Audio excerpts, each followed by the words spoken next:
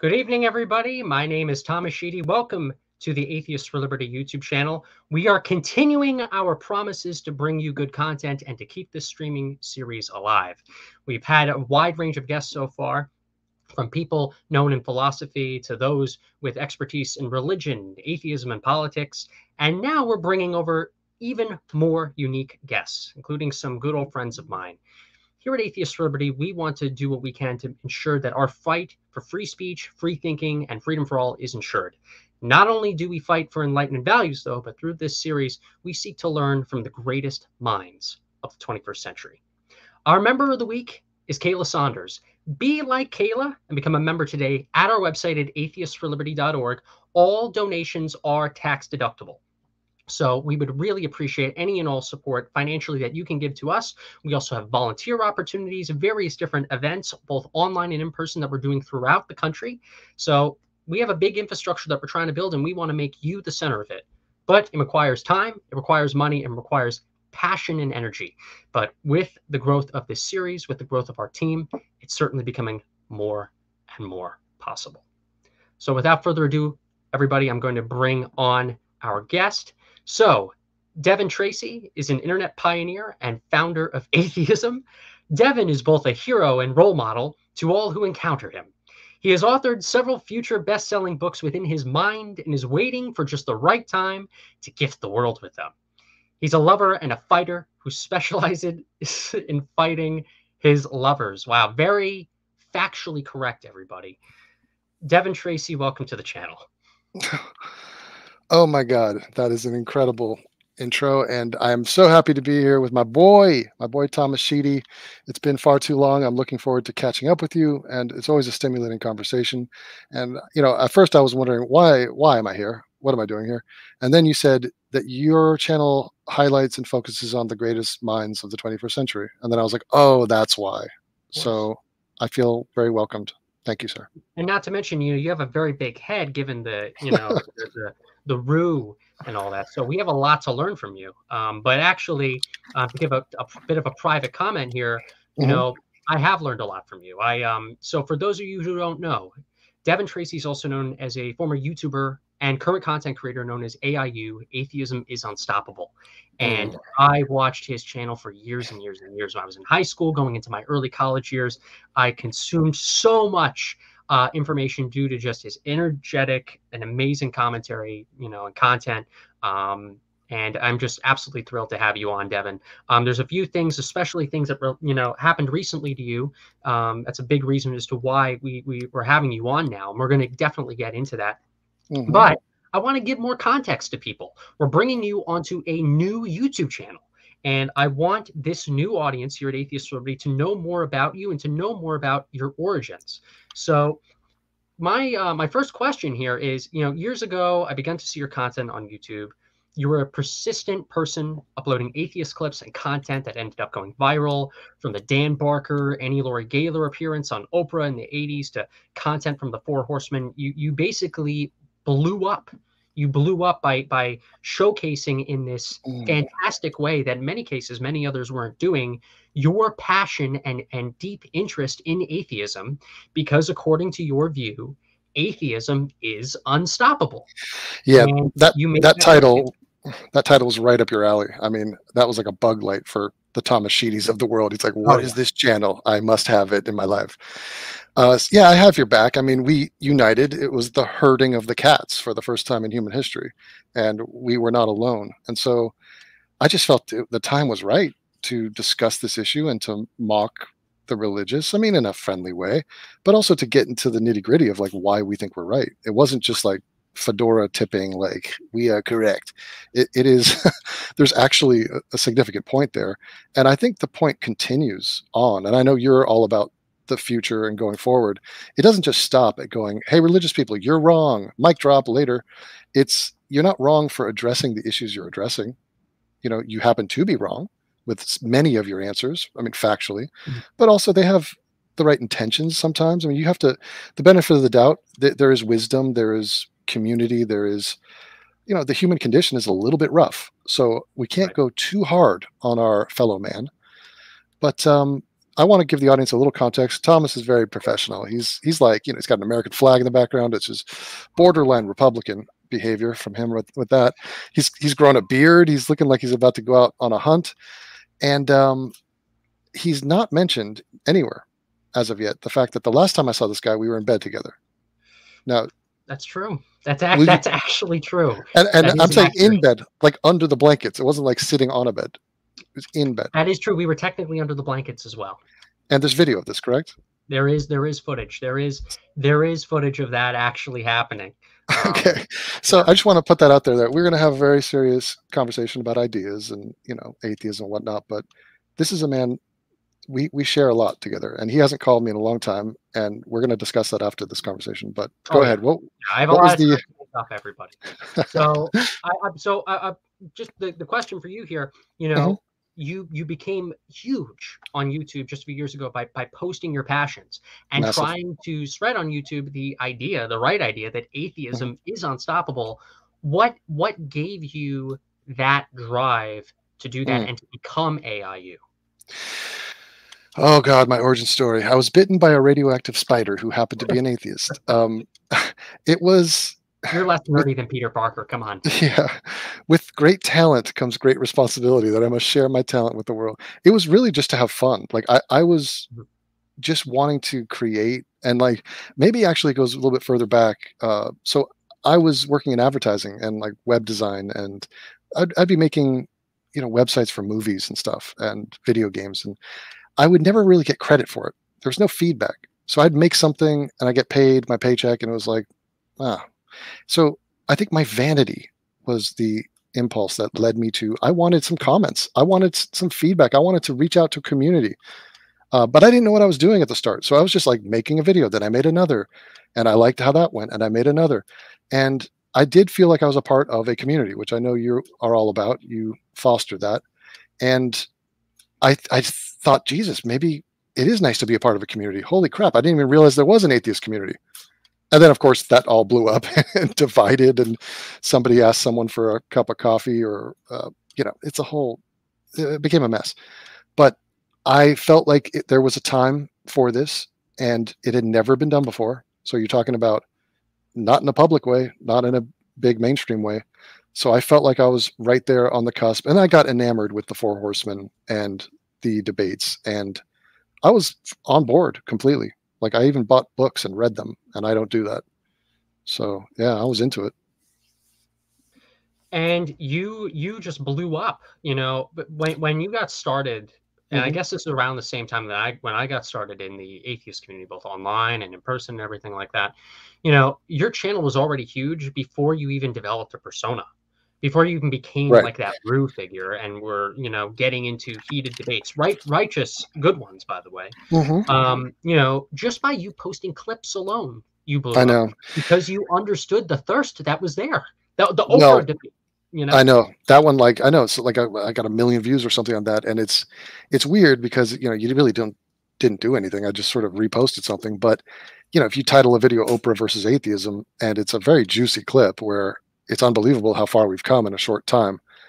The time was right. It was fertile ground. It was just, you have to be in a time and a place for everything, like investing in crypto at the exact right time, and it's, the time slides by so quickly and things do change. And, I sometimes feel guilt that I have sort of left the atheist movement behind and gone on to other territories where I think the time is right for those topics, but it's not to say that this issue in atheism isn't of huge, vast, significance, and also just great interest individually and collectively.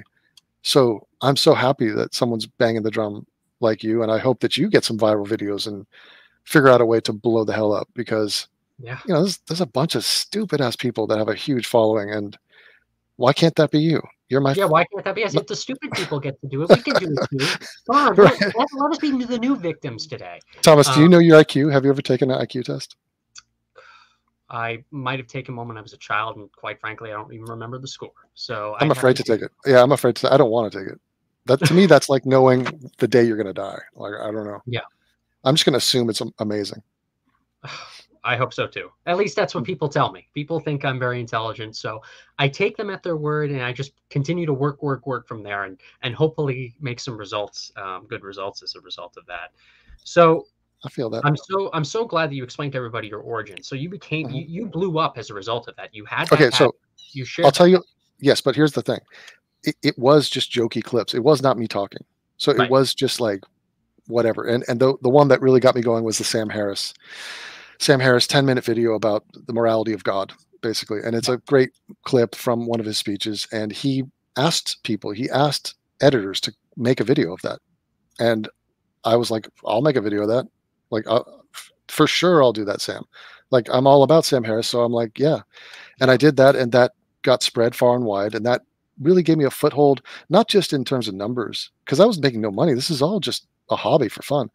But it was just, it gave me an inspiration, because when you get energy coming back at you, appreciation, when, Ricky Gervais just shared my video, holy crap. Like, I just contributed something to the world, whatever, in a minor way, but it just makes you feel good and inspires you to do more and more and more. And I've run that more and more and more train to this present day, which is, like 9-10 years later. And so I appreciate that. But I did eventually decide, you know what, I'm going to start talking on these videos. I got to talk, and I got to insert my opinion. Now, my original avatar was Christopher Hitchens, and I was that guy who was like, I love Christopher Hitchens so much that I'm going to use his avatar. And I realized I am not Christopher Hitchens, and it's time for me to pick a different avatar. And so I just went with the kangaroo, and I've contributed, and I have my detractors, but I've made a mark on some people, and I continue to try to do so. And I think you've done so very well. And I think as you transferred from that, actually this fits perfectly into my second question. It's like we think alike. You blew up on YouTube. You shared that passion of atheism, but then you started to talk. You became this Rue sort of figure that had this very interesting commentary. And so you were growing more on YouTube, and then started to go all in with your persona. You were the Rue. You had your flying monkeys. Right. And with that, though, with the sharing of that opinion came attacks and critiques, and sometimes you attacking and critiquing things that you found to be unjust. For example, those that were gleeful to go after Christianity, but silent on Islam and its war on the West. You called plenty of these people, and even other YouTubers, regressives, and you relished in it. And when you relished in it, I remember being in that audience, relishing in it too as a kid, seeing you take on those regressives. And it's kind of funny, but it's like, it was so, the way you did it was so entertaining and so amazing that you blew up like 4 times more than you even were before you even became this Rue. And you almost had this fight, this passion to really show people how much they are wronging the country, wronging atheism, wronging the atheist community, and wronging you almost for all this work and this clarity that you thought you had when you were, I'm in this rational, great community uploading these clips, and there are these YouTube atheists that are calling me out for the work I'm doing and saying, hey, like, let's pay attention to Sam Harris here. What made you become that Devon Tracey? Well, the thing is, that's awesome. Lead-in. Awesome question from Thomas Sheedy, boys. I mean, how great is this guy? This is the guy that comes to your doorstep, and if he's selling you Girl Scout cookies, you're going to buy them. You're not even going to ask, like, how do you have the right to sell Girl Scout cookies to your boy? It's like you're going to buy the Thin Mints, and you're going to buy a crate of them because you just want to pinch his cheeks. But Thomas, you're awesome. Yeah, how did I get there? Well, I'll tell you how. I didn't want to be a one-trick pony, and as an atheist, as a lifelong atheist, it's not that exciting to know there's no God, because it's been rather obvious for you your whole life. And so what is the point? Are you going to just dunk on the fact that you're correct on an issue? Does that like titillate you? Is that the end of it all? No, the point is, look, atheists can be wrong about other things. I'm against dogma, whatever form. I'm against weakness, or just, like, if you're wanting to be scientifically correct and live in accordance with reality, that doesn't stop at religion. What's your stance on a million other issues that, where science comes into play? So I was a little bit kind of shocked or taken aback. Like for a second, maybe a split second, I thought, the atheist community, where logic and reason reign supreme, where everything's like backed by science and it all checks out, and I'm 100% right on this. And then here comes some new issues, every other social issue, everything that comes in. But you're right, the Islam thing seems like a no-brainer. Like, what? You're going to swing and miss on that? Like in the middle of like this reign of terror from a religion that embodies those violent principles and behaviors. Like, come on, how could you be that wrong that instantly?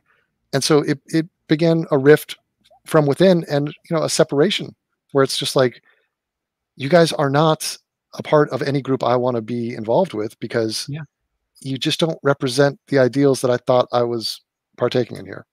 I saw you take offense to those comments made at you those years ago, and just the way you expressed that passion and this kind of stabbing, I think showed a genuineness within that your audience saw within you that made you blow up even more.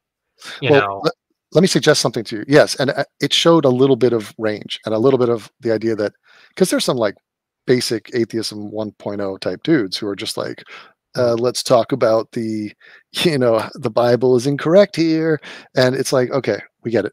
Who are they trying to convince with that? A lot of times it's a formerly religious person will sort of be going over that stuff ad nauseum to try to convince themselves that they're right. But as a true blood atheist, I don't care. So I'm going to move on to like, here's another group of people that are wrong and need to be called out. But in terms of like the Islam thing and all that, and how it was so disappointing just to think, oh my God, I just feel ill about it all. Like the atheist experience, I thought those guys might have had a chance. And it's like, no, God, no. Yeah, and they drank the Kool-Aid pretty freaking deep. Oh my God. And so you see many things, but here's one thing that I think was always lying under the surface, which was, how easy it was for them to go after Christianity in America? It was because they're going after the powerful, and they all tended to be white, and many of them tended to be conservative. Yeah. So you didn't really think about it at the time. If you thought about like Ken Ham, well, he's he's Australian, but like, who's the Christian apologist that there's many in America, but like William Lane Craig, Frank Turek, those types. Yeah, Frank Turek. Oh my God, Frank Turek, guaranteed he's Republican. He's definitely white, and he's a man. And so there was a lot of, I think, tangential scratching of itches where people could go after white, rich, conservative people and just sort of lay into them. And it really wasn't about religion. That was kind of like just a tool to go after those kinds of people. And that's what I despised, Devon.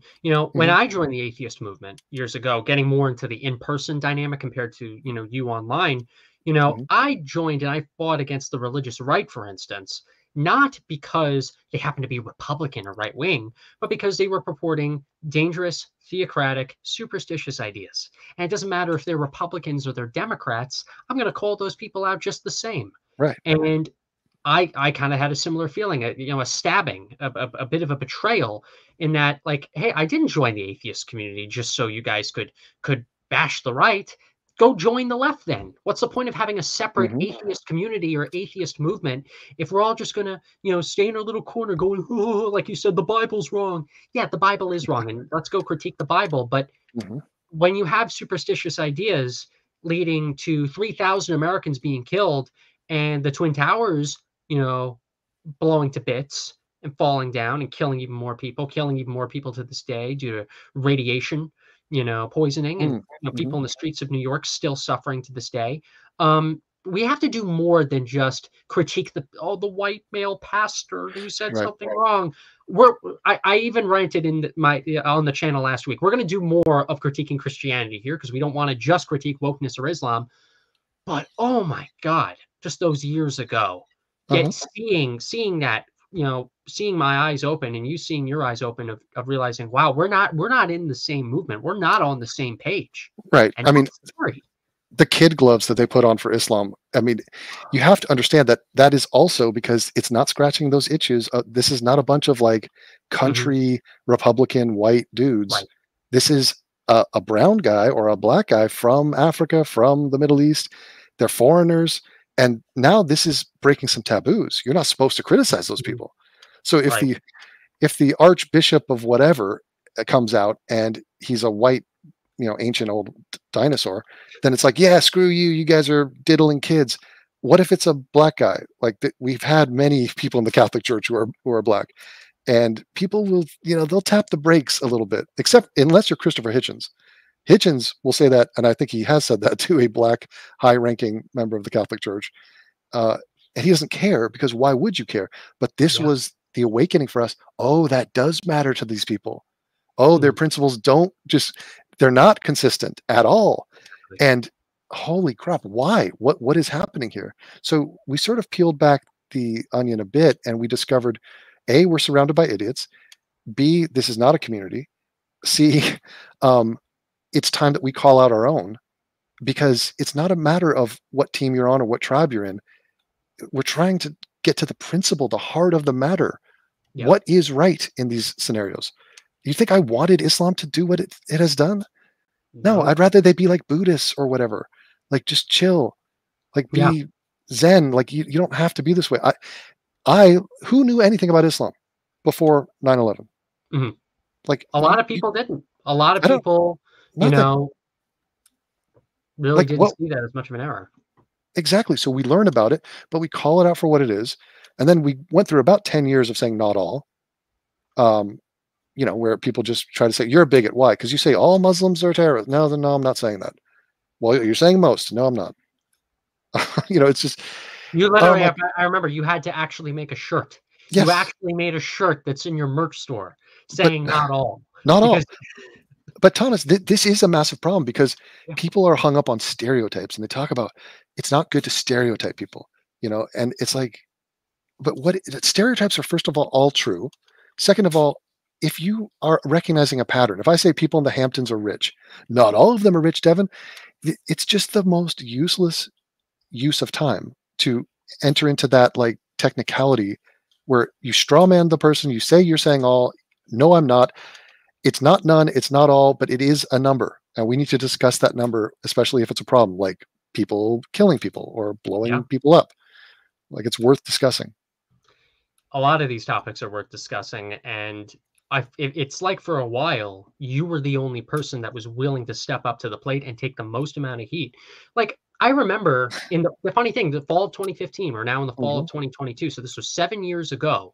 You were being vehemently attacked by even some like not as woke at the time atheist YouTubers for daring to call out the Young Turks for their treatment of Sam Harris, daring to say that the Young Turks was apologetic towards Islam, and everyone was like, no, Devon, you buffoon, of course not, they call out Islam. Sam Harris, he is such a bright guy. I mean, seriously, if you look back at that history of his stance on Islam and what he took during that time, it's unbelievable. And, Jank and others, they tried to portray him as I'm not kidding, like a Christian apologist. They're like, this guy's going to back for Western society, and he has a specific hate boner for Islam because, because he's a homer for Christianity. Meanwhile, this guy had already written like at least one book, but is speaking out against Christianity in a very non-complimentary way. Like, he's going to be called that for the rest of his life, which is absolutely awful. Like what Sam said, I think he said this to Ben Affleck backstage after the Bill Maher, Ben Affleck, Sam Harris incident. He said, Ben, because you called that gross and racist and you associated that with me, half of the country is now going to actually believe that about me. And doesn't that stink? And of course, Sam Harris, he's going to be called those names. Like Colin Wright. You know who Colin Wright is, by the way? No, exactly. He's on our advisory board. He does a lot of great work at critiquing gender ideology and woke gender ideology. He's blowing up. So I wouldn't be surprised if you hear about him a year or two from now. We had him on the channel. He was another guest here. He was recently critiqued and attacked and called like a white Christian nationalist, a straight white Christian nationalist, despite the fact that he is not a Christian nationalist. He despises Christian nationalism. He's on the advisory board of Atheists for Liberty, and he's an atheist. He doesn't fit any of those descriptors, but because, he's of this outside persona, and he is daring to critique a new religious orthodoxy. Mm-hmm. We have to throw any name we can onto him, and Sam has, unjustly over the last several years received that same treatment. And I know how much you've gone to bat for him and for so many others in the culture war that, in my view, should be very grateful for all your videos and time and effort in doing all that. Oh my God. You're like a historian. I love it. It's the praise. It just showers over me and I want to bathe in it. But yeah, Sam Harris was like, my God, the thing with him and Ben Affleck, the reason why that was so interesting was because you would have thought, many people would have thought, these people are both on the left, and you were staring at the division right there. That was the rift. That disagreement between Bill Maher, it wasn't just Sam Harris. Bill Maher was right there with Sam Harris and Ben Affleck. That disagreement has been seen hundreds of thousands of times since then on multiple different topics, but the pattern and the theme is the same, where it's like a couple of the people, they're trying to look at the situation for what it is, deal with the ugly truth of it, and the other group is trying to label them, smear them, strawman them. I mean, Ben Affleck said that. He goes, it's gross, it's racist. It's like you're saying all Muslims are terrorists. Like he literally just made a stereotype that they weren't saying.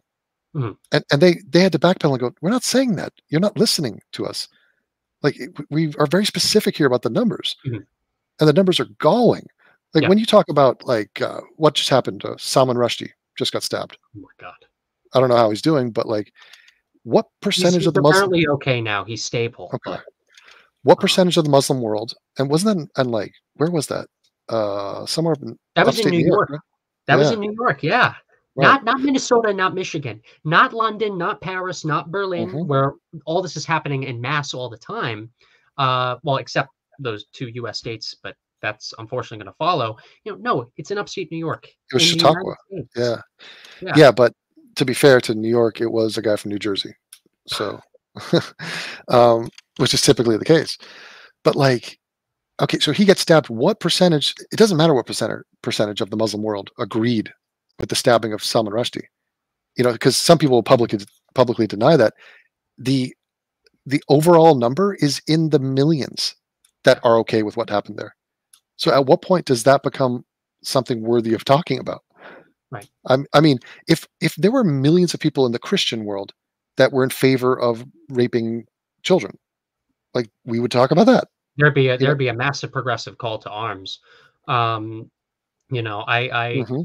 The hypocrisy just bothers me so much. And speaking of Hitchens, I remember he gave a speech. I don't know if you remember this, if you'll ever watch any of those old atheist videos, at the 2007 FFRF convention. I remember he got into an argument with an actual communist in the audience. And he said, look, I'm not here on this stage to just riff, against, Joe the Baptist or Joe the preacher here. We have a serious problem of Islamism that we are facing in the world. I'm not going to, tow down just because it doesn't fit your own political narrative when it comes to that. And why do you think all of the horsemen have been canceled or attempted to be canceled? I mean, it's because they have greater issues than just going after the Catholic Church or American Christianity. Because a lot of the people in the atheist movement are left-leaning. A lot, that. Yeah. And a lot of those people have some very weird stuff on race and on gender and on a variety of other things, but they embody weakness. And they were using atheism. They don't give a shit about it. They were using it to get their rocks off on their perceived enemies. And the second that a guy like Hitchens would pivot and say, well, what about Islam? What about this stuff? Douglas Murray comes out and says, have you seen what's happening in Europe?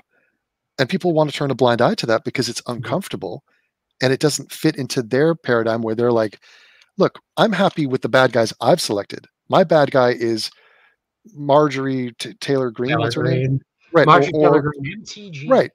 Or just any sort of cookie cutter white Christian in America. Those are the people that I detest for a variety of reasons, political reasons. And here's the net result. I think that beyond the truth, beyond what is right and wrong, I feel like social currency means more to the average person or to the average weakling, the average regressive, than anything else. So I want to be part of an in-group. I want to be socially accepted. I want to have people swipe for me on, like, on Tinder, right? You're on Tinder. We're all, was, but okay. we can talk about that later. Exactly. Okay, so if you're on Tinder, I know that the women are putting their pronouns. And if you're a man and you're going through bio after bio on that, you're like, should I be putting my pronouns? Because they're putting their pronouns. So I feel it's all ridiculous to put he, him, but I'm going to do it because I want that woman to accept me. I want the culture to accept me.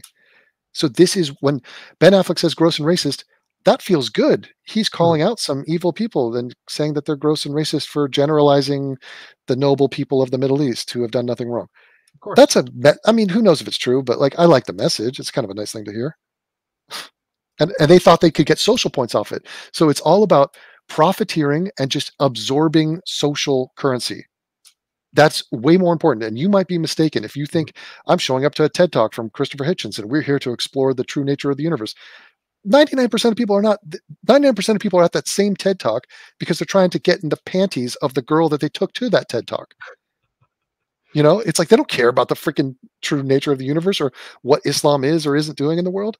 And that's one thing I don't like. You know, look at the atheist, or what remains of the other atheist organizations there, that shell of the atheist community that we talk what's about left? so much. You know, it is filled with people that have not even contributed that much to the growth of atheism in the country. It's not filled with people that were part of this reactionary counterculture that actually talked about the real issues that made atheism popular.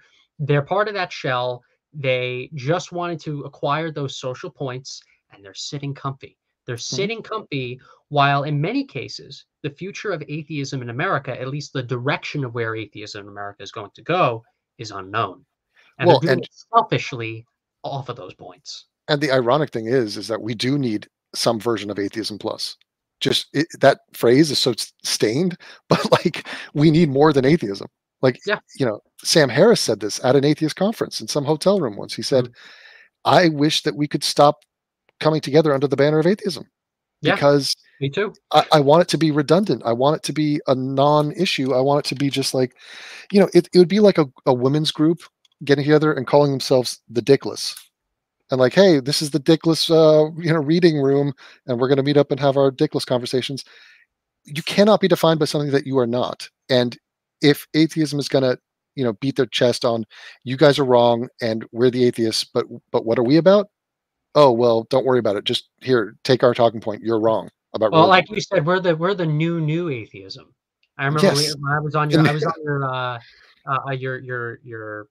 hub. That's right. We'll explain what that hub is later on.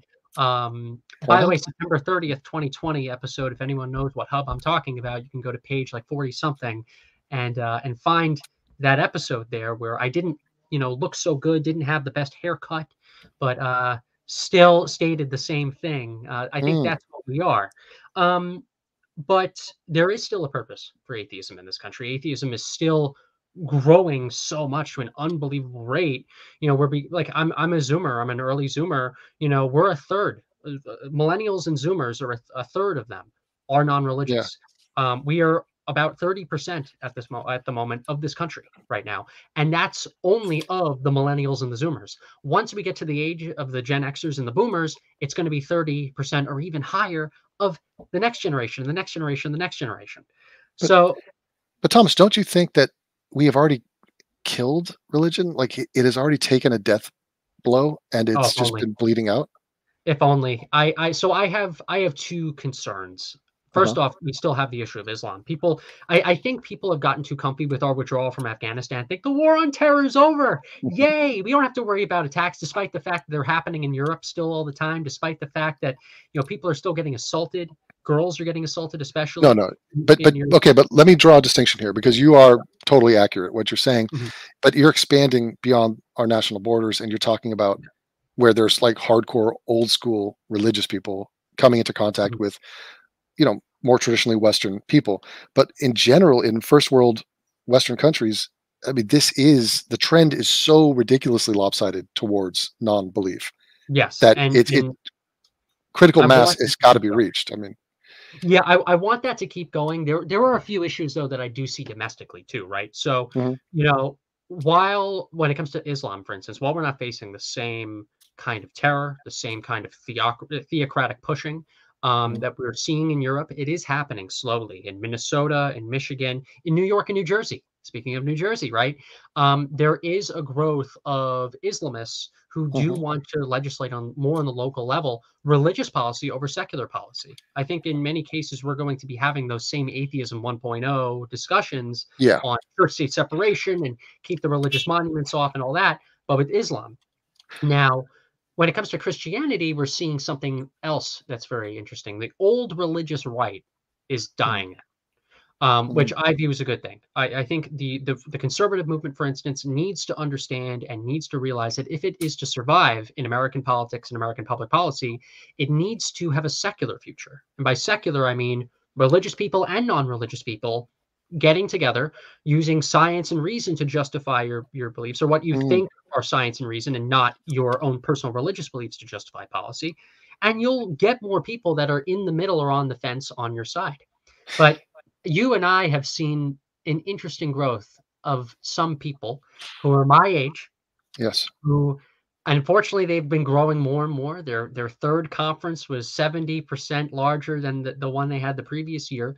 People who are my age who want to bring forth this kind of trad cath, kind of theocratic monarchy, whatever you want to call it, style of things. And now they're trying to get into the right-wing conference scene. They're trying to state we are the future of of religion in America, but also oh my God, in America. But Thomas, they're so cringe and they're so fringe, and there's no way that's going to be. I agree on the first point. Yeah, but they're just. Here's the problem: I wish I could agree on the second one. I wish, Devon. The second. We recognize that the youth and the new generations have figured out religion, and like the numbers all reflect that. And okay, even atheists were like, this is a battle that's gone on for thousands of years, and it has, exponentially, atheism has risen and non-belief to the point where you don't even have to try. It's like pushing a snowball off the top of a mountain. But the problem is when we look at the Gen Z and all the young people, they're so shambolic on so many things. And they exhibit such insanity that it's not like we have any faith or confidence that generation has any idea what they're doing. Yeah. And so, like it's something like 35% of them are gay or something. And you and I know that's wrong to be gay. No. It's not wrong to be gay. But they are experimenting, and they're all these things. And it's like, that's fine. But it's the insanity, man. It's that raw ability to believe in something that is completely bonkers. That for many people, atheists and otherwise, it's almost irrelevant to talk about religion because they're crazy on 10 other things. Yeah. That is equally as stupid, as insane and asinine. That's why we critique all the aspects of wokeism in this organization, because we see it as a new religion, and they'll defend Islam. Wokeism will defend Islam because it's in the hierarchy. Yeah, I mean, Thomas. So one of my passions is like the Innocence Project is like the biggest fraud in the history of time, and they're trying to get guilty people out of prison. Now, what good is it for you to go, oh, the burning bush is bullshit, and I don't think Jesus rose from the tomb because science, and then you turn around and go, Rodney Reed is innocent of rape and murder because Kim Kardashian told me. That's where you got to pick your battles a little bit. So, and this is where some atheists, they do need to learn and realize, depending on what you are facing ahead of you, you need to align with the people that are shoulder to shoulder with you. Now, in many cases, like when it comes to critiquing wokeism, we will team up with conservative Christians, libertarian Christians, liberal Christian, anybody who might be religious or non-religious, but simultaneously think that free speech is a good thing, that Enlightenment values are a good thing. The things that we saw the Four Horsemen state about the benefits of the First Amendment and the Constitution and this love of country in the West. That's all stuff that's good that we can align on. The only thing is that we shouldn't work with people who at the end of the day do want to see our movements or even us destroyed. So the Islamists, the jihadists, right? Obviously they're one group. And most conservative Christians, I would argue, could even be our allies. Most Christians in this country could be our friends and allies. I'm not talking about them. But of that fringe group, and indeed they are fringe, and indeed they are still small, which I am thankful for. They are growing, unfortunately. But at the end of the day, we're going to win the war. But we might lose a few battles as we get to that ultimate victory. And that's what I want to make sure that we, the members of Atheists for Liberty, our activists, our content creators on YouTube and other platforms, that everybody is prepared for that reality, that is what we are going to face in this country for at least a few years. And we have to be, like you, genuine enough to call out these problems without fear of consequences, without fear of who's not going to like us. We only live one life as atheists. What about like communists? Like communists are like more and more of them are around. You know, those dudes don't believe in God. Do you accept them into your fold? Well, as long as they believe in the mission and values of Atheists for Liberty, I would argue, especially since a good chunk of people that subscribe to that ideology are woke, most of them wouldn't. So we have a few Christians, for instance, that are even members of AFL. Obviously, we're an atheist organization. But as long as you come into our organization, state that you're willing to be respectful and kind, and you believe in what we do or see the value in how we can add our conversations to better the country and to better the world as a result of that, we'll be pretty big tent with you. Okay, that's interesting. Now, the four horsemen had their time in the sun, and that was a beautiful thing. I'm suggesting that you and I call ourselves the two whores men. Is that are we? Can we brand that?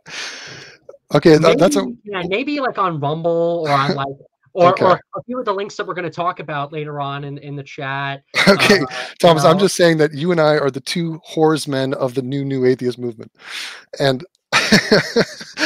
let it. I take that as a very good compliment, Devon. Okay, I'm working on that, but I do think it has some punch. I want to ask you about an issue that might be somewhere down the middle for you. You are sort of a guy with an American flag behind you. You are known. You call yourself a libertarian, but you're on the right side of things, and you are against religious encroachment on our government. What do you make about the overturning of Roe versus Wade?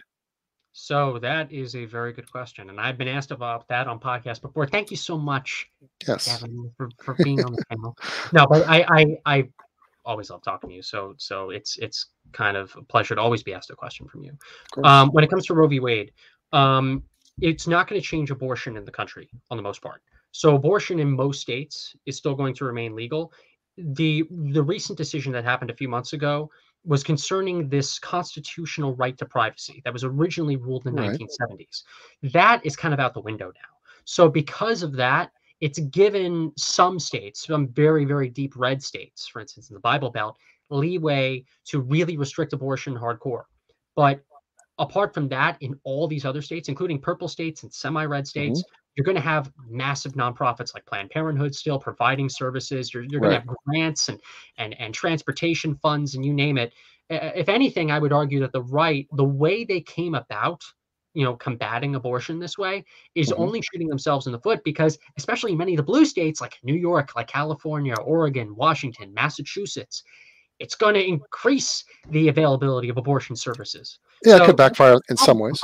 Sometimes and conservatives sometimes, the movement that that I'm personally a part of, sometimes they take 2 to 3 steps back, thinking that they're going 1 or 2 steps forward. But I'm trying to get, so you clearly know the issue and how it's going to be implemented, but I'm trying to get to the heart of the principle of it all, because you as a libertarian, you believe in freedom, you believe in, the personal choice to like, I want to be in control of my life and please get your freaking policies off of me. And yet you also know that the big push behind this was a religious one. Yes. Because they believe in the sanctity of life and they believe life starts at conception. And so, yes, the privacy stuff and the way it was, even Roe versus Wade was started, was a little bit iffy to begin with. It was not on solid legal ground. I get that. But as a general principle that most people get behind, which is pro-choice, and you would think that's far more in alignment to most atheists. I mean, what percentage of atheists do you think are pro-choice? So I think the majority of atheists, if you had to ask them if they're pro-life or pro-choice, most of them would skew pro-choice. Probably not very pro-choice, but probably kind of like center-left. I think that's where most atheists would stand in this country. Because if you look at the statistics about like where atheists stand politically, they're not far left. Most of them are not on the right. They're kind of like center-left, but there is a growth now happening on the right too. So it's this, most atheists fall between like center-left, center-right. But on abortion, most are pro-choice. Well, I'm looking at a stat here from a Pew Research, and it says 87% of atheists are legal in all or most cases. Yeah. And then So when it comes to being pro-choice, that's where more atheists fall under that category. However, I do think that as the nation secularizes, right, as we start to base our policies, as atheism grows, and on the left and on the right, we start to base our policies less on religious justifications. Um, the abortion debate is going to have to be a scientific one more than a religious one. So, in the 80s and 90s, for instance, most pro-life advocates, they used their belief in the Bible to justify their pro-life stance. And all the people, all the crowds, right, because it was politically correct to do so, they all clapped for that. But now, when you go to, say, young conservative or young Republican events, and let's say it's still a pro-life majority that's in the audience, and they have a lesson on abortion. Like I remember this when I was in the college Republicans, and the leadership taught us all, the conservative view on abortion. They left religion completely out of it. And so how are you going to make a scientific case for being pro-life? Like, what does that look like? So I guess the scientific case, and by the way, I will play politics here. AFL doesn't take a stance on abortion. We have pro-life and pro-choice members. We don't touch the subject. But I guess the scientific or secular pro-life argument is that a fetus is still considered to be a human life. Give it some time to grow. It will develop a heartbeat and later consciousness, and it will become a person. And there are a lot of people who have distress and a lot of people who feel regret after an abortion is performed because of the fact that this has the potential to become a fully grown human life. And I see, even at conservative events, for instance, even some of the secular and atheist types, a good chunk of them are pro-life in the CPACs, right? And so if I am a pro-life conservative, right, but I'm also an atheist, or I'm secular in my argument, I need to make sure that if I want to win people over like that, I need to use a non-religious argument in order to get that message across, or else the pro-life movement's going to die. But I'll tell you this, the conservative movement, for instance, has a statistically higher chance of becoming 100% atheists than ever becoming pro-choice. So it's why we don't take a stance on the issue of abortion whatsoever. It's a very touchy subject, and like you and the audience that you have a bit of a mixed bag, but you have, I guess, what you consider to be large, or in some case larger battles to be fought. Yeah, I hear what you're saying. Like, look, unless it goes federal, which would be, I don't even know how they could do that. Yeah. But I mean, maybe that's the next thing to push, because it clearly hasn't changed anything. But I mean, it's just such a clusterfuck of the problems when you think about unwanted pregnancies going to birth. Like, why? Think of the fallout economically and socially and individually. I mean, this is a freaking disaster, not to mention the overpopulation and the taxing of the environment, and just like, we're not doing well. We got other problems to worry about. And so, yeah, I could see it maybe being booted down the road a bit here. Although the Democrats will probably run on it, for the they will. Already you're seeing in certain congressional campaigns, for instance, and certain like state legislative campaigns, at least in my own state, candidates talking about protecting women's reproductive rights. I see it in the commercials. I see it, I see it on the online ads. That's not going away. But at least when it comes to, let me ask you this. No, it's me stepping over you. Women's reproductive rights you mentioned, and just it came off your tongue very easily. Is there such a thing as men's reproductive rights? Yeah. And what does that look like? Discussed. No. A few what rights do we have? None. And that's, I think, an issue that wokeism is choking us all with. And I think there are millions of men in this country, for instance, who want to have a say legally and socially in the future of their children, and how that process is to be going. But walk me through this. Like, if you say women's reproductive rights, what does that mean? Explain that to me. What right is that? That is mostly code for abortion. Okay, so for the practice of abortion. So when most people say that, they do mean abortion, but because statistically and politically correct, wise, it's not nice to say that word. You will have, especially in like some more purple or red areas, Democrats, for instance, not being partisan here, just stating facts. Democrats, for instance, stating women's reproductive rights rather than it's what we criticize the religious right for back in the day, when they said religious freedom, they meant us pushing our religion down your throat. I actually do believe in real religious freedom.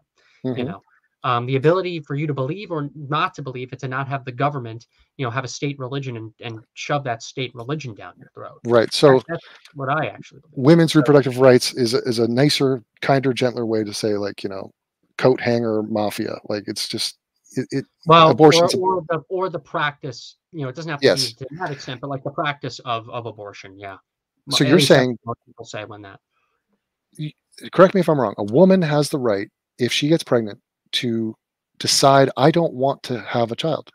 In So most states, well, especially most blue states, yes. Okay. You don't have to have your boyfriend, your husband, your parents, your significant other, whatever, give you that permission to do that. So You'll what have if pro-choice advocates and some that are even way more to the left who are like pro-abortion, even saying, that's all right, that's okay. But I know that there are some people and some advocates who I know who don't think that is that's a good thing. Okay, so if the woman is pregnant, she says, okay, I want to have the abortion. She goes to the potential father and he goes, I do want to have the kid. Now we have two competing desires. Yeah. Who wins out on that? Usually I'm not stating this with facts. I'm taking a guess here. I haven't researched all the legal cases in this realm, but I would assume, right, given the current cultural state that we're in, the women. Yeah, so but when they say my body, my choice, they're the dictator of that choice. There is no other opinion that matters. Is Devon becoming pro-life? Is Devon? No. I'm saying to you this: what if a man impregnates a woman and he doesn't want to have a child? Does he have any reproductive rights? And if not, why on earth does the woman have rights to on whether or not she reproduces, but the man doesn't? Because she's an incubator? Because she happens to have a womb? That seems to be the justification, not with the exact legal terms, but that seems to be the crux of it. So because she's an incubator and has this, piece of her inner guts that is gonna create this baby, you ignore all spiritual, financial, psychological ramifications of having a child that you don't want. So men have no rights in this whatsoever, is my point. Yeah, I personally view that that's not a good thing. I think that is, especially, I don't get too involved in the abortion debate, but I do think that is, I'm not too involved in like men's rights stuff either. But I'm saying it doesn't even exist. Like, it's not even discussed. Yeah. Like, it's like you don't even have a freaking. I remember learning about this in 10th grade health, about how in my own state men don't get a say legally, that they are able to talk about on that, but anyways, it's like a massive blind spot. Like, I cannot believe that the conversation, and the women are going to get out there and rah, and it's like, oh, it's a moment in history for women again. Meanwhile, half of them are completely friggin' sexist, and they don't give a rat's ass about men on the issue of pregnancy and unwanted births. Well, I think this actually ties in to the third question here. Here we go. I was going to ask because, I think the way the atheist community and the atheist movement has branded itself, we branded ourselves as kind of this all-inclusive, Enlightenment liberal movement. Anybody can join it. We want all hands in the fight. We are a big tent here in the atheist community. But we're the brights. Like that was a failed endeavor, but it was a good endeavor. It was a good endeavor in 2006. Okay. I'll say it wasn't the worst. But across the way, once the movement started to get infiltrated, once the movement started to become permeated with these people who wanted to infect the movement, call us racist for daring to critique Islam, just like we critique Christianity, these regressives that are taking our movement, which used to be healthy, and regressing it back to a state of decay. People have suffered because of that. And speaking of men's rights, there are certain men who have suffered due to that. And you have been very passionate in standing up for some of these people. For instance, David Silverman, our friend. Ooh, I love him. Who you and I have a bit of a joint man crush on the guy. I looked up to him. I know when he was president, you made that atheist gangster video. That was amazing. I hope there's still a re-upload somewhere on YouTube to find that. He's awesome. Maybe we'll re-upload it. But he got vehemently attacked. There were false Me Too allegations that were made against the man. He Well, he was one of the largest big tent supporters in this movement. And I looked up to him for many years when I was a kid, going into my, high school years to early college years. And then I saw him, completely kicked out and obliterated in the movement. And I saw how it affected him. right. And speaking of that passion, speaking of that Devon who doesn't want to shut up when people say you can't stand up for the truth or what is right, you took a big stance on that. And immediately once this happened, you made a very long video. And Yeah. then around a year later, when Dave came out, and by the way, he's our advisory board chair now at Atheists for Liberty, everybody. Great activist still. When he came out in 2019, 3 years ago, saying, I'm going to fight back socially against these accusations online, going on various different channels, you went to bat for him. You went to bat for him in like an hour-long length stream, nearly yelling at your camera, because a man who did what he could, who treated people in that movement, by the way, with respect, who did not assault or harass anybody, who was professional and inclusive, completely tarnished, completely destroyed. Yeah, you finger one sacrum and they throw you under the bus. And it's like, Dave Silverman, I admire him as a man, as an atheist, as a speaker, as, a pioneer in the new atheist movement, and as a guy who inspired the new atheist movement and the two horsemen. But like the guy got railroaded. But here's my thing. He could have been some sexually like aggressive, violent, like he could have been guilty of everything they ever said about him. But I researched it. And to me, it doesn't matter that I admired him in one aspect. If I thought he was guilty, I wouldn't have gone to bat for him. Yeah. Because something has to matter beyond, I don't know, just your personal preferences and just your special pleading. And like, people are just so freaking shallow to just bend and have no integrity whatsoever, no principles. Like when I look into any story, I look into Brock Turner. For all I knew, and until I researched it, I assumed the guy was just a rapist. He was just a guy who raped a girl. I'm just a guy standing in front of a girl asking her to rape me. No, something like that. But like I research it, he's not even accused of rape. He didn't even have sex with the girl, and she has nothing to say about it. She has no recollection of it. So it's a he said, no one said. Right. There is no evidence he raped anybody. And so so what I'm saying is you have to go to bat for people when it's the right thing to do.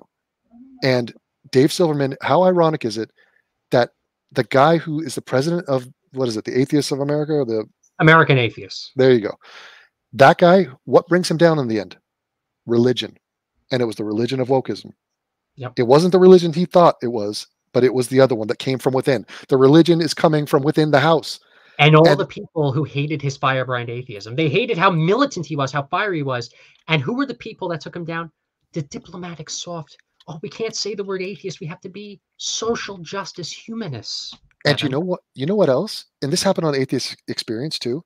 It's again this sort of game of musical chairs where they'll claim that I'm going to go after Atheist Experience and Dave Silverman for reasons, for he touched me or he's whatever. Me too, this dude. But actually, part of it is fueled by Dave Silverman is a man and he's white. And he's prominent, so he's a target. Well, I mean, he's white, as he's an Ashkenazi white, but whatever.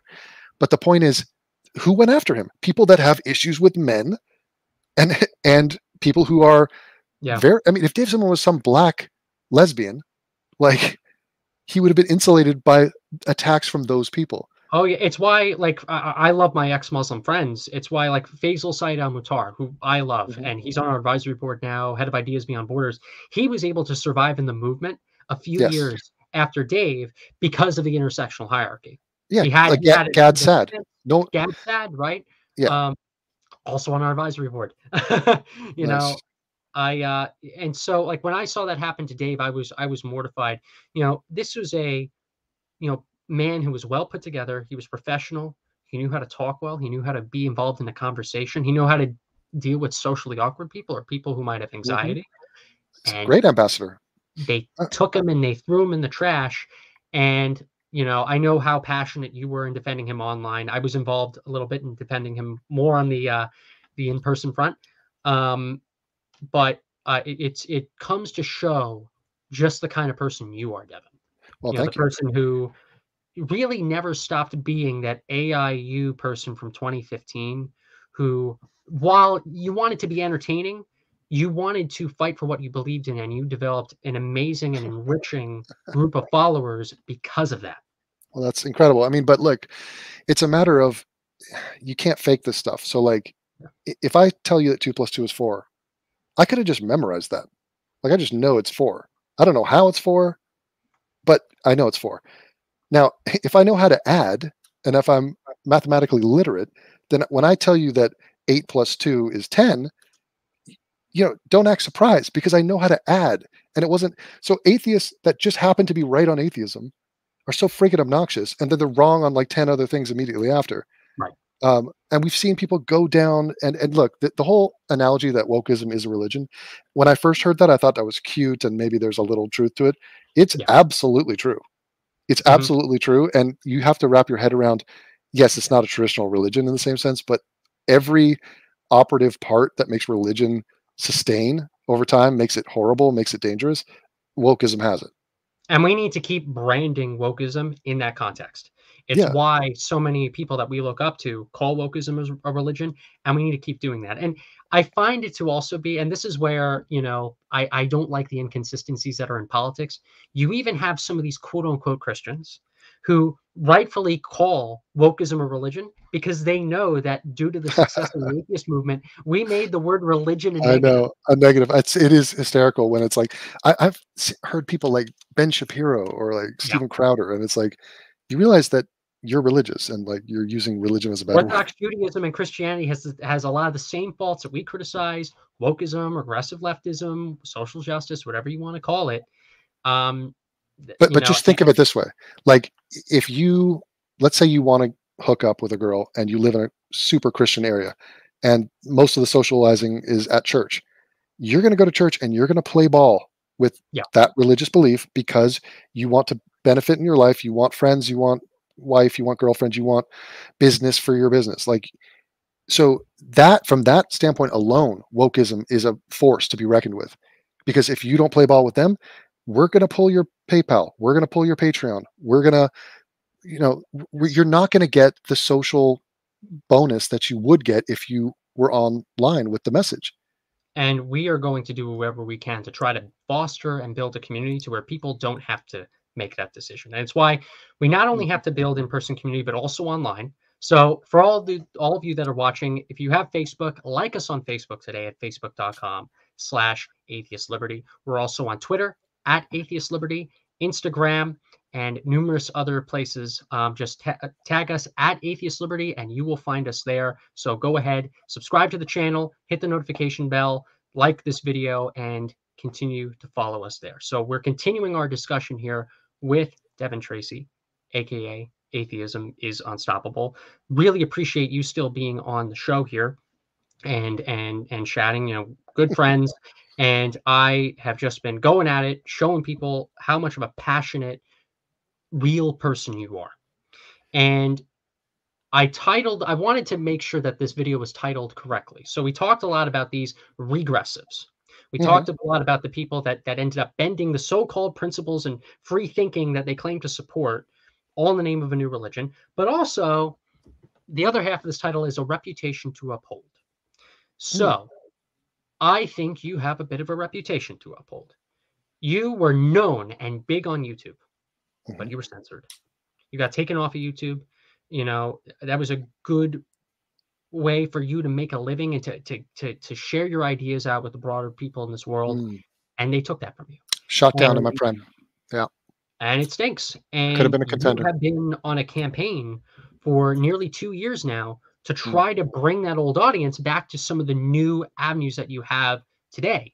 So I feel like this is a great way. We got a bunch of live viewers here to showcase how much of a good reputation as a content creator you are, and the reputation that you have.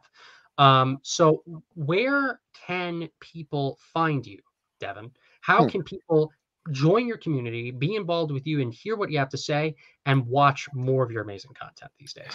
Wow, that's very incredibly nice of you. I am still making stuff. I have not slowed down. I am the same person. I am trying to challenge myself. Have a renewed spirit where I'm going to be delving into new topics that interest me. I would say, if I'm going to toot my own horn for a second, it would be the mere acknowledgement of the longevity at which I've been doing this. So, you cannot be a fake, you cannot be a fraud. I have to come up with stuff every day for years, and I don't have writers, and I don't have a budget, and I'm only as good as my last video. So I have people that pay me actual money to watch the stuff I make. It's such a compliment. It's incredible. I have some hardcore fans. They've stayed with me. It has been difficult because I did get screwed from YouTube. I cannot grow. It's very difficult. I get no help from an algorithm, none. I get censored. I got banned from PayPal. I've been banned from Facebook. I mean, for nothing. I mean, legitimately nothing. And the way that, I wanted to reach out to you recently, around a week ago, about getting you on the channel is because you were nearly permanently banned from Patreon. Well, so Patreon did ban me. They flat out sent me an email and said, "You're banned." And I was like, wait a minute, guys, I've been with you for 9 years and I've made you a lot of money. So how about a little, heads up, like, what's going on with that? And I appealed, and they actually wrote back, and I talked to a human, and they said, look, okay, fine. Thank you for your appeal. We will welcome you back. Like, it completely worked. And I don't want to jinx it. I mean, it was amazing that it did work, but they said, you have to delete these 2 posts. These 2 videos were problematic, and they absolutely weren't. The thing is, they were vague about it still. They didn't say, here's what you said in this 40-minute video that bothered us. It was just basically the topic. And so if you're off message, and, I'm talking to a millennial woman on the other end of this email, and she doesn't agree with me personally. And so she's going to morph her personal viewpoints on any of these issues into the terms of policy, like the terms of service, and then just justify it however they want. And this is taking away someone's livelihood. It is it's a miracle I got it back. And I'm actually considering, on videos that I feel even could come close to the line for them, I'm thinking of just emailing my patrons directly and maybe posting something on Patreon saying, check your email. Because we have a bunch of great links, advertising and showing your stuff in the description below. So guys, there is his Patreon there. There's his Subscribestar. So if you're not interested in, say, donating through Patreon, Subscribestar is actually a really, really cool platform. Solid, very solid. That you can donate your money to, just in case anything happens again. We want to make sure, if any of you support Devon and you really like this conversation, and you want to do more to see his content now that he's no longer on YouTube en masse, take a look at the contents that are in the description there. Additionally, there's this very interesting place that he's on there, more than a lot of other people. It's something called Censored. And then how do you finish that sentence? That would be .tv. .tv. Right. This is the home base. Gavin McInnes started this thing, and it's like a lost island of people who've been banned and shunned from mainstream platforms. And not only that, if people go to that website, there's this really cool thing where if they join, there's like this area on the bottom that says, like, oh, promo code. You want to insert a promo code? Yes. I heard that there's like a 3-letter promo code that gets you money, that allows you to make more of a living and produce this amazing content. Exactly. If you sign up, if you sign up there, here's how the money was going to work. Yeah. You're going to pay $10 for all the content, and there's a bunch of it, quality content. But if you don't put AIU in the coupon code, then Gavin gets all of it, and you save nothing, and I get nothing. So why don't you save yourself money? I will make some money because I'm the one going to be entertaining you. This is the whole point. And let's try to make Gavin not be as rich. The guy's already rich. He doesn't need more money. So please put an AIU coupon code. And I mean, honestly, I crank out content, and I'd be happy to have you. I'm happy to take the Pepsi challenge. And if I can't earn more than a coffee a month from you, I suck, and I will commit harikari, or what is that thing where you stab yourself? Seppuku. Ooh, that sounds like some sort of sexual thing. It sounded sticky, whatever you just said. It does sound sticky. Yeah. Seppuku. It's a cute character. I'm going to name my dog that. So I really like this appearance, though, because I want people at Atheists for Liberty to see all these amazing YouTube style atheist content creators that kind of paved the way for us. Your content and a lot of other people paved the way for groups like Atheists for Liberty to form, and for me to do what I'm doing. My ideas and my brain, this little noggin here, yes, shaped by videos like yours. Totally. I mean, you were impressionable, youthful, and I got in there and brainwashed you at the perfect time. I mean, I am basically the spiritual godfather of Atheists for Liberty. I birthed it from my canal. Thomas is a great guy, but he will be the first to acknowledge that he's standing on the shoulders of giants, and I am that giant. And just him. yeah, I mean, primarily me. I'm carrying most of the weight. There are a couple other people that I'll reference, but like, I feel him. I feel him on top of me. And I've always been a fan of Thomas Sheedy.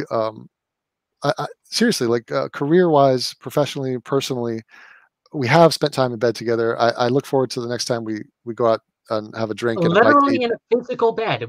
There was a bed. Yeah, no, it's a tradition. I was inside the bed, and he was technically inside the bed too. Yeah, we watched from a technical stance. That is true. But it wasn't like a little thing. It wasn't like we did film it and like put it up on social media, but like we watched Saturday Night Live together in the, like it was we were in bed for hours. Did do that. Yes. Yeah.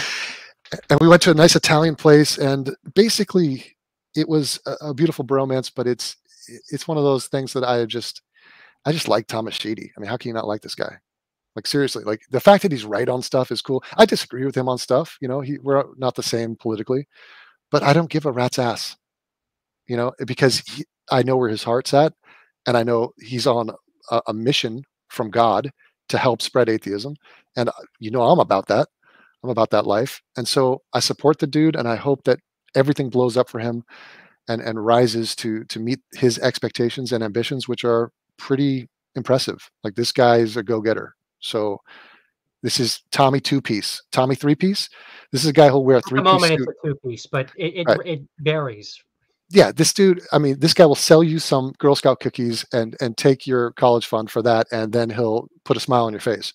I mean, so I'm impressed with this note, by the way, to anybody who wants to give us a portion of their college fund. So not only am I trying to expose people from Atheist Liberty to you, just like I do to all of our amazing guests that come on the channel every single week, but also to many of your flying monkeys that are coming in. I am one of you, okay? I was watching this guy in 2015, 2016, when he was bashing the regressives. And I took it in. Like he said, he molded me. I got all that information, all that right information in my brain. And it's through people like Devon and through others that made me realize there's a problem in the atheist community. Maybe something should be done about that. And now we have Atheists for Liberty. It's an organization with lots of benefits that you can join. So any of the flying monkeys that are here, I'm an AIU mod, so it's certified here. You could join Atheists for Liberty today at atheistsforliberty.org by making a tax-deductible donation. We're a 501c3 nonprofit organization. We do online events. We're doing in-person regional events. We're going to conferences across the nation to normalize atheism. We want to normalize atheism, safeguard secularism, preserve free thinking, and advance individual liberty. All stuff that the atheist movement was originally built on. And we're representing the majority of you. We're representing the counterculture and reactionary environment that many of you, not only people that are watching, but also the flying monkeys, really internalize yourselves in. Wait a minute. We're trying to normalize the atheist movement, and you're the most normal person we could put up there to represent us. I'm not going to say that it's not a bumpy ride. It's going to be a bumpy ride, but it's going to be a fun ride, and we're going to win the war. At the end of this road, the war is going to be won by us. But we only live once, so we might as well give it our all. And we're going to be sure that we give it our all by platforming some of the amazing people that we know and love and cherish, such as yourself, Devon. Oh my God, it's such an incredible honor to be a part of your movement. And I know that you're at the conferences and you're just in the trenches. I mean, I would love to see your schedule and your to-do list and just the ambition, the raw freaking ambition of this man. Like, he's spreading his seed, like whatever, like he's out there. Watch him go. So Devon, I appreciate the questions here. We'll go through a few questions and comments that the audience has for us, and then we will sign off for the evening. So we have David Silverman saying founder of atheism. He can confirm. I don't know you. That's amazing. But we'll have to see. Maybe we'll have to see of us that have a discussion afterwards to see what he meant. Yeah, put it this way, there's a patent office, and unless you could say whatever you want, but unless you put the paperwork in, like, you're not the official founder. I am. Go check the office. It's all there. New debate. Devon versus Dave. Who's going to win? Exclusively on Yeah. Atheists for Liberty. Thanks for the comment, Yeah, Dave. patents come in, patents come out. Dave can't There's explain never that. a miscommunication. Never, never, ever. Nice. And he's our advisory board chairman again. Want to say that he does a great job with us. Very proud to have him on board. So thanks, Dave. We have Jenny saying, I was under the impression that there would be a live kangaroo on this call. I met him in person. I can tell you from experience, there's a lot of roo. You just got to see him yourselves. So I was privileged to do so last year. Maybe, hopefully soon that'll happen again. I would love it, man. I am considering a trip back east, and yeah, I would love to take you out and pick your brain on these things. But yeah, no, the kangaroo thing. For anyone who's ever interested, it was about the creation debate where Ken Ham was talking to Bill Nye, and Bill Nye said, "How are there kangaroos in Australia if they came from Israel? Wouldn't we have seen any dead kangaroos somewhere in between Israel and Australia?" And Ken Ham had really nothing to say to that, and I was like, that was nice. So I just went with the kangaroo. Always insightful. And always Jenny's comments are always very insightful. I feel like I have to platform 5 of them, but we have a lot of comments here. So we'll spread them out. But Jenny, I always appreciate it. We have Carter saying, hey, Alf. Alf's been hanging out in the live chat. No idea this was Thomas's channel. Indeed, it is. This is one of my home abodes. So I have a personal YouTube channel, too, that I have to get more active on. But we got this channel, too. And content, by the way, is being released here every single week. We got the main Thursday stream where we platform new guests, greatest minds of the 21st century. But we also have clips that we released every Monday. So anybody who is watching this, subscribe, like this stuff, hit the notification bell. You're going to be seeing a lot more of us. We got Rolling, who says that the Barker-Gaylor debate on Oprah was his AIU video. He was 13 or 14 at the time. I was a little older, but I was around the same age. I was watching this stuff and internalizing this stuff as a teenager. You know, you really showcase not only a lot of your own content, but content that others created that people thought were lost in the ether. You know, who else watched that Oprah debate if it wasn't for you? Yeah, I was dorking out, man. I was like finding, I don't know where I found that. And I just, put some keywords on it. And it is an interesting video. Of course, I can't really take any personal pride in it because I did nothing with that. It's just me sort of, retweeting something and then going viral. But yeah, I did enjoy it. Oprah is a buffoon when it comes to religion, by the way, to this very day. I would agree. Agree. One day, I imagine I get more involved in politics or grow AFL and somebody sees this. Oprah, Tom Sheedy from the past talking here. If you ever want to have a debate or discussion about that, I'm willing to. I'm a very nice person. But I do think that your views on religion sucks. It sucks. Thomas, do you ever see the video she did? She asked every one of her guests, how do you define God? What is God to you? And every person had a different new age woo-woo bullshit answer. And every time she'd be like, oh, ooh, profound. Just, it's the most amorphous nothing term in the history of time. Have you seen Bill Maher and his take on Oprah and like Oprah's gift giving all the time and everything? No, what did he say? He thinks it's ridiculous and how people blame atheists for being super materialistic, right? You have Christian apologists that call us materialists. That's all we care about. Yeah, Bill Maher. Everybody wants to Google that or YouTube search that. Look, talk about Bill Maher's or type in Bill Maher's views on Oprah. You're going to get a very, very enticing video that'll entertain you. Okay. Blame feminism for atheism's downfall from They Lie. I'll say that, radical feminism, third, fourth wave feminism, that was definitely the crux of it. That came into our organizations, called us bigoted, said that we need to have the special goggles on to see the bigotry at conferences. And a lot of people drank the Kool-Aid because they didn't dare want to look bigoted. Oh, we have to score those points, like Devon said. Well, yeah, they flat out came into atheism and said, hey, atheist community, you all have to be feminists. Yeah. And I was like, well, which wave? Because like, if we're talking about the right to vote, then yeah, but what are we talking about? We have Lucifer saying Thomas is a bit hyper, and I like him. All facts. I'll admit that. No, he's Really hyper in the sense that he's a hype man. He generates hype and he brings the hype. It's not hyper. He's not like that. Sounds like he's a spaz. Yeah. Get rid of the ER, or get rid of the R at the end. But besides that, it is very accurate. Who's Tom Sheedy? Me. We have another question. Thoughts on Khalib talking about Kamzat about his religion of his partners? Khabib talking about Kamzat. Okay, these are two UFC fighters about the religion of his partner. Oh, okay, yeah. You're a big UFC guy. Yeah, but I mean, I don't know the story, but I mean, these guys are hardcore Muslims, so I mean, I would expect them to just toe the party line there. I don't go to UFC fighters for my religious wisdom though, so that's my policy. We got a super chat on the channel. Thank you so much for your donation. Transparency and Merit says the left has gone full Pol Pot and Biden is their puppet. For full disclosure, we're 501c3. We don't endorse Democrats, Republicans, Libertarians, but that is an interesting comment. Yeah, the left has fallen off a cliff, and I don't know if they've weaponized social media and all these platforms to just be loud and boisterous and obnoxious. And maybe the silent majority. I mean, really, it was the silent majority on the left that put Biden into office instead of Bernie. So and Biden was the normal, more moderate, choice that we had.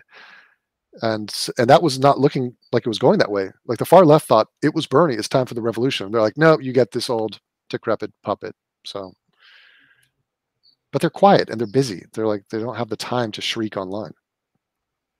So we have a question that I guess the Lucifer and Alf are going at it. He asked Alf, but I guess this is, a question to you too. Sure. Will Devon do a review of The Woman King? Even I am doing research for a video. Yeah, I mean, I did take a look at it, and I don't know if it's juicy enough to do a story on. I mean, it's Hypocrite did a deep dive into it and went into the historical research, but it's what you would expect. Like they're trying to glorify a group of female fighters that were living in Africa. I forget the country. And it's like, yes, they existed. Yes, that was a part of history. They also got dominated and conquered by the Portuguese, and they got their asses kicked. But in the film, the reason the film exists is because they want feminism power. It's like Wakanda. Well, even in the Black Panther, they had the female soldiers with the bald heads. Like they were so tough, and they can beat like CIA agents and obviously this is not true. Not only would they be inferior to male fighters, they're inferior to the Western colonial powers that came in and dominated them. But movies are not about truth. That's why they're based on a true story. That's why they take it and run with it. And so they like the aesthetic of it, they like the look of it, and they like the fiction of, wouldn't it be amazing if female warriors ruled the earth? And that's why Beyonce gets in on this shit, and she's like, what's that song? Who runs the world? Girls. It's like, no, they don't. Yeah. We got Mike saying, is Hassan a member? Not yet, but once he finds out that Devon is a member, then Hassan Piker's just gonna go, look at us. Look at Mike and his boyfriend just in his avatar. That's so cool that he's out now and he's free and living his truth. That's awesome. There you go. See, we the evil non-regressives care about people loving each other. Who knew? Exactly. It's like, it doesn't matter. Love is love. All right, still going through here. My God, we got a lot of comments. Don't censor, man. I get censored enough. The man has no rights. Come on, that's another one from Mike.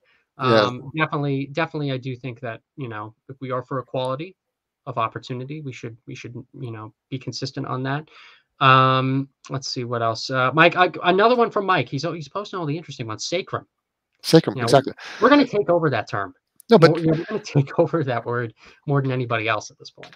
But on the men's reproductive rights, this whole thing of my body, my choice. What about my DNA, my choice? Can we get that as a bumper sticker? My sperm, my choice? Is that something? Maybe. Not yet. I know you have a store. Is the store still up with the merch? Yeah, there are a couple are still up. There's a Redbubble, and if you go to atheismisunstoppable.com, there's links. talk about AIU classics. I hate the legitimization of Jimmy Dore these days. All the Tim Pools that praise him all the time, but I can't take anyone serious ever again after they spit on someone. Well, but that's like the bare bones. I mean, his anti-cop stuff is insane. Also, he's just a plunker. He's a dork. He's a guy, and Tim Pool and Jimmy Dore are, this is horseshoe theory. It really is. I mean, it's insane to witness it, but there's no better example of a guy who's gone so far left that he is a darling of the right. And yeah, visually, if you see did I say shoehorn? It's a horseshoe. If you look at the horseshoe, that is exactly what Jimmy Dore is. And I don't really respect him, although he's right every once in a while, but it's like, hooray. You should be right most of the time, if not all the time. Mars, so good to see you. He says, those platform bans are disturbing, especially the ones that make up infrastructure rather than a direct service. Yeah. And it's not just, Devon that nearly had a Patreon scare. Look at Sargon from a few years ago. He got flat out banned in 2018, 19 Ridiculous. from Patreon. And he had to move to Subscribestar. He had a bunch of other people that had to build their own websites and infrastructure. And speaking of that, we got Frank. Patreon has screwed. Frank says Patreon has screwed over a lot of people and are holding 1.2 million ransom for the Flipper open source project. And he follows by saying Subscribestar is a good alternative. Well, we have Devon's Subscribestar link also in the comments below. So if you guys, you can choose if you have a Patreon account, if you want to support him via Patreon. If you want to do Subscribestar, do Subscribestar. But I wanted to make sure that those different options were available. I feel like this is tithing. Like we're just handing around the hat. Like, but honestly though, like if you're not sending me some portion of your paycheck, like what are you doing in your life? I don't know why you deprive yourself of me and my content, and I don't know why you wouldn't voluntarily give me your money. Like it's just there's no reason.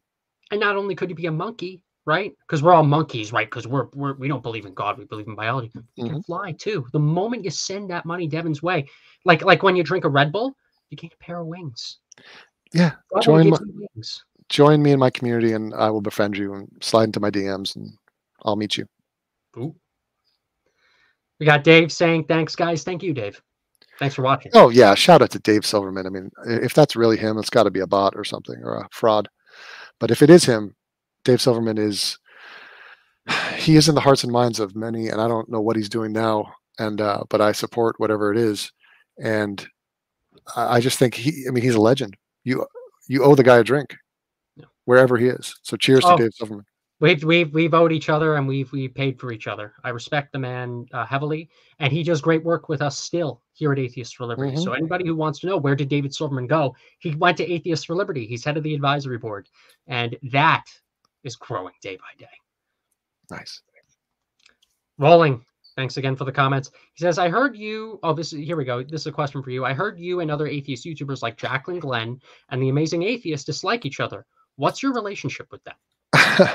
Well, I've talked to both of them personally in private, and Amazing Atheist went on a stream with me once, but I have no beef with them. Really, it's just we came up at the same time in the atheist YouTube movement, and Jacqueline's a mom and is living her life somewhere and doing her thing, and she's a bit of a narcissist, but she's a fine girl, and her niche was that she was a female who was right about atheism. And so she played that part. And Amazing Atheist is a weird dude with a weirder background and a little bit of a contrarian, kind of a far left douchebag. So he's kind of a regressive knobhead. But also he's different. Just a few years ago, he went after us when we tabled at CPAC 2021. He went after us on Twitter, which is silly because in many ways, I'll give credit to TJ too. Like before I started watching you a lot, I used to watch TJ a lot. And this is when he was bigger. And I used to love his anti-woke content, like his, this reactionary brazenness that brought about, many atheists who got involved heavily in the movement. He's attacking us for doing the very things that people like him inspired us to do. Yeah, he's like Vosh, but just fatter. That's basically what he is. I mean, he went from doing anti-SJW content to just being an SJW. So if that's the kind of guy that you like and respect, go for it. But he's kind of a basic bitch when it comes to most things. And, congrats for being right about atheism and being first to market on YouTube talking about atheism. But outside of that, like, what the fuck? We'll have a few more questions here because I know we got some extra super chats and a bunch of other people that want to know more stuff. We'll go another few minutes here. We got Mark saying again, since the atheist community went woke, we lost a lot of heavy hitters. Dillahunty being one of the sharpest debaters I've seen. How do prospects look for rebuilding principled replacements? I have a few answers for that. But. Okay, let me think. You are way more in tune with the current landscape as far as atheism goes, but I would just hope that it would come in the shape of a younger generation, a person who is pure of heart, who knows what they're talking about, who are not tainted, who aren't just right on one issue, and who, we can kick the tires on and be confident that they can speak on behalf of non-believers. Even a guy like Douglas Murray was not part of the Four Horsemen, but guys like that coming up and writing about the topic. Of course, he's moved on to other things, but yeah, I'm hopeful, but I don't have any names. What do you have in mind? A ton of people. So first off, there's people like myself. I get involved in these debates often. There's people like we have an amazing staff who work tirelessly to make sure that we inside AFL can have these amazing, impossible conversations with one another. We have an enriching advisor board filled with some of the most famous atheists in the world too.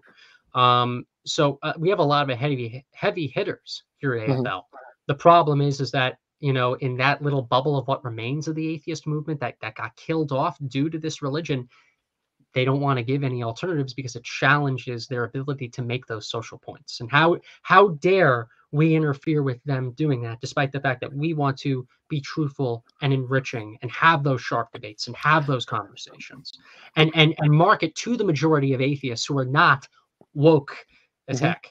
But I like, what you said about pro-life versus pro-choice was interesting earlier, because I think less is more is a good policy to have, especially if you have an issue in mind. So if you're the president of an atheist organization and someone comes to you and says, what about trans people? You go, dude, are you lost? You must be in the wrong room. I'm here to talk about atheism. Like, you're not going to get me on some gotcha about what is a woman. Like, we can talk about them in private, but stop being a clown and stop trying to purity test me on every freaking hot button issue that comes down the pipe. Yeah, it clouds things up.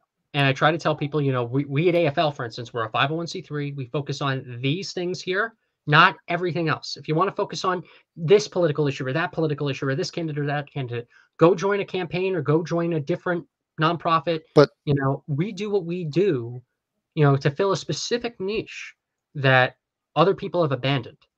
But Thomas, what do you think? Do you think trans women are women? What's your official take on that? Oh my God. Hey Thomas, what is the longevity of the Atheists for Liberty YouTube channel looking? If anyone wants to have a conversation with me, we'll have it off air. Okay. I think there's a very short 1 to 2 worded answer to that. Oh, he just wrote me in private chat what he thinks about it, and I agree. Yeah, definitely. TJ, hey, thank you so much for the super chat, by the way. Texas State Director here. Thank you so much for the super chat. Here we got a question. Devon, has living abroad given you any special insights into the religious nature of society that have helped you in your activism? Well, I think your experience shapes you and what you encounter out there. So depending on where you are, like I was always in kind of a secular area in Los Angeles growing up, but going and living in Europe and elsewhere, most of that world is non-religious too. So if you go to England and London, the churches are not occupied. They're being rented out as places to have dinner or to have a band play. And religion has been dying, whether you're in the Czech Republic or Germany or any Scandinavian country, although it is buttressed and juxtaposed next to the hardcore super religious. So you're like, oh, those people in the burqas, they haven't lost the plot. They still believe in what they believe in. And you could see that side by side and that sort of friction and weirdness of how are we all supposed to be as one when we don't share the same beliefs? And these are pretty profound beliefs. I mean, obviously you want to be tolerant and inclusive and all get along. And in some ways that is possible, but in other ways we've seen some conflict, and it has been an ugly scenario. And the numbers, as they increase, we're going to see those screws be tightened and more the changes will be radical, and it'll, things just are not the same as they once were, and people change, and they'll move to another area. They'll have to adapt to the situation. But you can run from this issue, but it is still out there. You might not be confronted with it every day of your life, depending on where you are, but someone is. A good way to end it off, by the way, is a comment by our good friend Alf. Alf, I really appreciate the super chat. I appreciate your support. And he brings up a very good point. Just a $5 to say that I love both of you guys, and I can't wait to play Drunk Uno in a bar together again. Same to you, man. Yeah, we were drinking from a large, obnoxiously large, what was that, a bong? It was like a bong of beer.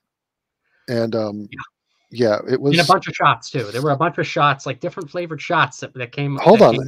This is like a fever dream. It was Thomas and me and like a couple of Puerto Ricans and a Peruvian, and just like, I don't know, where were we? That was like Ellis Island or something. Somewhere in New York. Oh my God. See, look how tolerant and inclusive we are to be among. Yeah. Yeah. For anybody who says we're bigots, no. No. But we actually aren't. We actually are good people. We actually are trying to do good here at Atheists for Liberty. And it's people like Alf, by the way, who's a member of ours, who supports us. Solid. Solid guy.